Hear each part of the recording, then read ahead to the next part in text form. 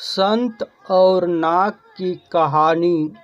एक समय की बात है। किसी गांव में एक ब्राह्मण अपने परिवार के साथ रहता था। उनका परिवार में उसकी पत्नी और एक पुत्र था।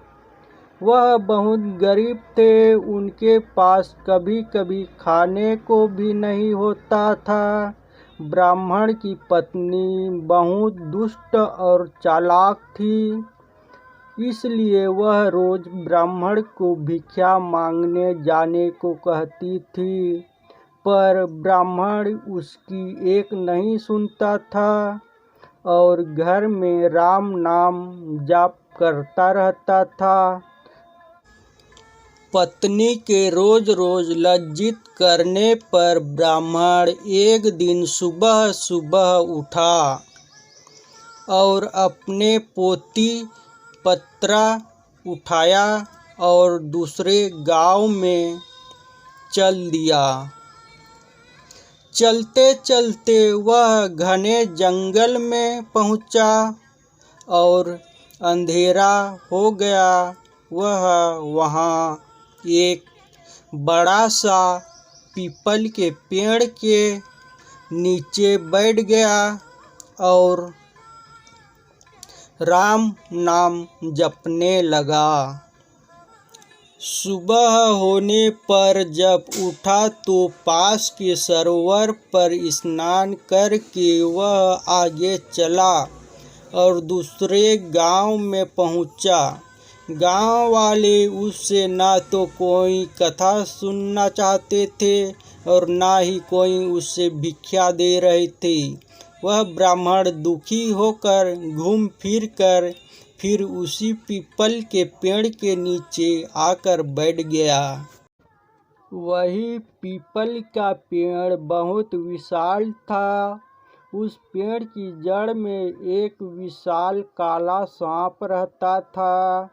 उस ब्राह्मण ने सोचा कि मेरी कथा तो कोई नहीं सुनता, यह कथा मैं पीपल के पेड़ को ही सुना देता हूँ। अपनी कथा सुनाने लगा। कथा पूर्ण होने पर पेड़ के नीचे से एक काला नाग निकला और उस ब्राह्मण को एक स्वर्ण मुद्रा देते हुए बोला, तुम रोज यूं ही यहाँ आकर मुझसे कथा सुनाया करो, मैं रोज तुम्हें स्वर्ण मुद्रा दूंगा। ब्राह्मण यह बात मान ली और ना यह बात तुम किसी को भी मत बताना, तुम्हारे सब दुख दूर हो जाएंगे। ब्राह्मण रोज ऐसा ही करता। सुबह उठकर नहा धोकर अपनी पोती पत्रा लेके वह पीपल के पेड़ के नीचे पहुंच जाता और वहां बैठकर कथा सुनाता। कथा पूर्ण होने पर नाग सोने की मुद्रा भेंट करता। देखते ही देखते ब्राह्मण धनिक हो गया। पूरे गांव में वह चर्चा होने लगी कि ब्राह्मण की दशा कैसे सुधर गई। यह जरूर कोई गलत काम करता होगा। ब्राह्मण को लोगों की बातों से कोई फर्क नहीं पड़ता था। वह नित्य अपना यही कार्य करता रहता था। एक दिन गांव की कुछ औरतें ब्राह्मणी के पास गई और उससे पूछने लगी कि आपके पति इतने धनवान कैसे हो गए, यह रोज कहाँ जाता है और रोज उनकी कथा कौन सुनता है। औरतों की बात सुनकर ब्राह्मणी के मन में शंका आ गई। उसने एक दिन अपने पति से पूछा कि आपको ये धन कहाँ से मिलता है, मुझे भी बताइए। ब्राह्मण बोला, तुम्हें इनसे क्या मतलब है? ऐसा कहकर ब्राह्मण ब्राह्मणी की बात टाल दी। कुछ दिनों तक उसे टालता रहा, पर एक दिन ब्राह्मणी ने ब्राह्मण को मजबूर कर दिया। ब्राह्मण मजबूर होकर उसने अपनी पत्नी को नाग की सारी बात बता दी, जिस वजह से उसकी पत्नी के मन में लालच आ गया और ब्राह्मण के खाने में नशे की दवा मिलाकर उसे खिला दिया और अपने बेटे से बोली, बेटा उस पीपल के पेड़ पर जाओ और नाग को मारकर सारी संपत्ति ले आओ। ब्राह्मण का लड़का अपने पिता का पोती पत्रा लेकर वहां गया और पीपल के पेड़ के आगे बैठकर कथा सुनाने लगा।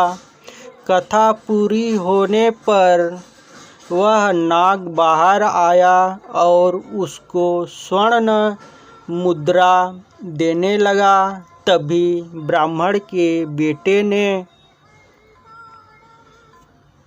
कुल्हाड़ी से नाग पर वार कर दिया,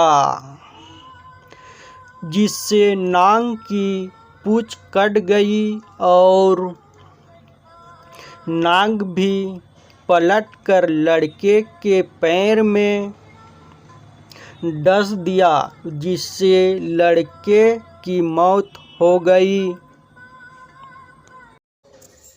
इधर जब ब्राह्मण उठा तो उसने देखा कि उसके पोती पत्रा गायब हैं। वह समझ गया कि कुछ गड़बड़ है। वहीं जल्दी से पीपल के पेड़ के पास गया तो देखता है कि उसका लड़का वहां मरा पड़ा हुआ है। ब्राह्मण को देखकर नाग बाहर आया और कहा, ब्राह्मण, मैंने तुम्हें कहा था कि स्वर्ण मुद्रा की बात तुम किसी से नहीं कहोगे और तुमने बता दी। अब तुम यहाँ से चले जाओ। तुम्हें तुम्हारे पुत्र का दुख है और मुझे मेरी पूंछ के कटने का दुख है। मैं तुम्हें श्राप देता हूँ कि तुम्हारी जो संपत्ति मेरे द्वारा बनी थी वह सब नष्ट हो जाएगी। ब्राह्मण नाग देवता से मुख से यह सुनकर सर पीटता रह गया और रोता बिलखता अपने पुत्र का शव लेकर वहां से चला गया। घर जाकर अपनी पत्नी को बोला, देखो, तुम्हारे लालच की वजह से हमने अपना एकलौता पुत्र गंवा दिया और हमारी सारी संपत्ति नष्ट हो गई। ब्राह्मणी भी रोती रही।